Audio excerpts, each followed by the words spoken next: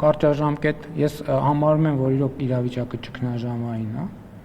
Ես դա տեսել եմ եւ տարօրինակ է իսկապես, տարօրինակ է հեծանիվով խցանման մեջ հայտնվել այնպես, որ դժվար լինի տեղաշարժվելը, եւ ես հանձնարարել եմ, որ աշխատանքային խումբ ստեղծվի։ Արագ միջանկյալ լուծումներ մի պայմաններում, երբ որ ամեն օր մեքենաների թիվը, նախ մենք պետք է գնահատենք ինչն է պատճառը, որովհետեւ այո, միտեղ լուսացույցը կարա անջատվի, միտեղ վթար կարա լինի, միտեղ, բայց մեծ հաշվով պատճառ մեքենաների աննախադեպ ծավալն է Երևան քաղաքում, եւ մենք պետք է հասկանանք այդ երևույթի հետ ինչպես վարվենք,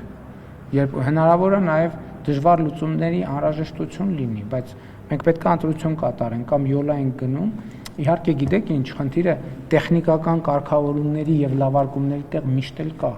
բայց հասկանում եք, մեքենաների թիվը նախ ահռելի է եւ երկրորդն է խնդիրն է չի, ինքան ամեն օրվա հետ շատանում է, մենք մյուս կողմից որոշումներ ենք կայացնում էլեկտրոմոբիլների քվոտաներ ենք սահմանում, արտոնություններ ենք սահմանում, այդ մեքենաների թիվը ավելի է մեծանում եւ պետք է հասկանանք բան չի